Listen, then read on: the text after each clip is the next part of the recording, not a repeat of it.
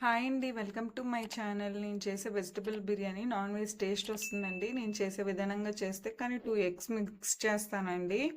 అది ఎలా మిక్స్ చేస్తానో మీకు ఇప్పుడు చూపిస్తాను. ఫస్ట్ 2 గ్లాసులు బియ్యం తీసుకున్నాను. నేను చిన్న గ్లాసులతో తీసుకున్నాను అండి. దాంట్లో కొంచెం ఆయిల్ వేసుకొని కొంచెం మసాలా పౌడర్ వేసుకొని మిక్స్ చేసుకోవాలి.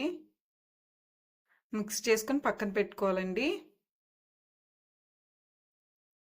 తర్వాత వెజిటబుల్స్ అన్నీ కట్ చేసుకొని పెట్టుకున్నాను. బంగాళదుంపలు, కొత్తిమీర, క్యారెట్, క్యాప్సికమ్, ఉల్లిపాయలు, పచ్చిమిర్చి, 2 గుడ్లు, అల్లం వెల్లుల్లి పేస్ట్ యూస్ చేస్తానండి. ఫస్ట్ కళాయిలో ఆయిల్ వేసుకొని 1 స్పూన్ నెయ్యి వేసుకోవాలి. తర్వాత మసాలా దినుసులు వేసుకున్నాను. ఇప్పుడు ఉల్లిపాయలు, పచ్చిమిర్చి, కొంచెం కరివేపాకు ఫ్రై చేసుకున్నానండి.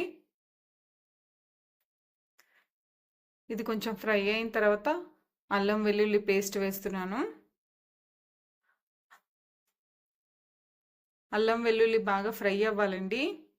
ఇప్పుడు టమాటా ముక్కలు వేసుకుని ఫ్రై చేసుకుంటున్నాను. ఇప్పుడు ఒక్కొక్క వెజిటబుల్స్ వేసుకుంటున్నానండి. క్యారెట్, బంగాళదుంప, క్యాప్సికమ్ వేసి ఫ్రై చేస్తున్నాను.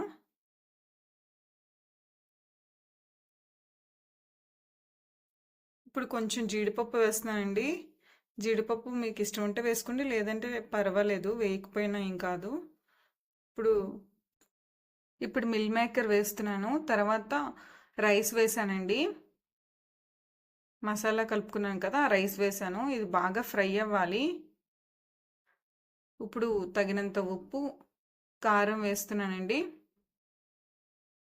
కారం అన్నీ వేసాక బాగా కలుపుకొని ఫ్రై చేసుకోవాలి. సిమ్లో పెట్టుకొని ఫ్రై చేసుకోవాలండి. ఇది ఫ్రై అవుతుండగా ఇప్పుడు ఒక కప్లోకి 1 ఎగ్ కొట్టుకొని వేసుకున్నాను. అందులో ఎల్లో పార్ట్ తీసేయాలండి. ఓన్లీ వైటే యూస్ చేస్తున్నా. ఇప్పుడు ఇంకో ఎగ్ వేసాను. 1 గ్లాస్కి 1 ఎగ్ వేస్తాను. 1 గ్లాస్ రైస్కి 1 ఎగ్. 2 గ్లాసులు వేసాను కాబట్టి 2 ఎగ్స్ వేసానండి. ఓన్లీ వైట్ పార్టే. ఇప్పుడు వాటర్ కొలుచుకుంటున్నాను. 2 గ్లాసులు బియ్యం వేసాను కాబట్టి 4 గ్లాసులు నీళ్ళు వేసానండి. ఈ ఎగ్స్ అందులో వేసుకున్నాను, ఎగ్ వైట్ని. ఇప్పుడు రైస్ ఫ్రై అయింది కదా, ఇప్పుడు ఎగ్ వాటర్ని ఇందులో మిక్స్ చేసుకోవాలండి. ఇప్పుడు ఒక్క చెక్క నిమ్మరసం పిండుకున్నా. తర్వాత కొత్తిమీర వేసుకొని మూత పెట్టుకొని మీడియం ఫ్లేమ్లో ఉడికించుకోవాలి. ఒక 5 మినిట్స్ తర్వాత తీస్తే లైట్గా కుక్ అవుతుందండి. ఇప్పుడు సిమ్లో పెట్టుకొని ఉడికించుకోవాలి.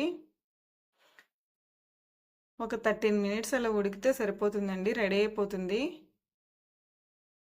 చాలా చాలా టేస్ట్గా ఉంటుందండి. ఒకసారి మీరు కూడా ట్రై చేసి చూడండి. వెజిటబుల్ బిర్యానీ కంటే కొంచెం నాన్ వెజ్ టేస్ట్ వచ్చి చాలా చాలా టేస్ట్గా ఉంటుంది. ఒకసారి ట్రై చేయండి.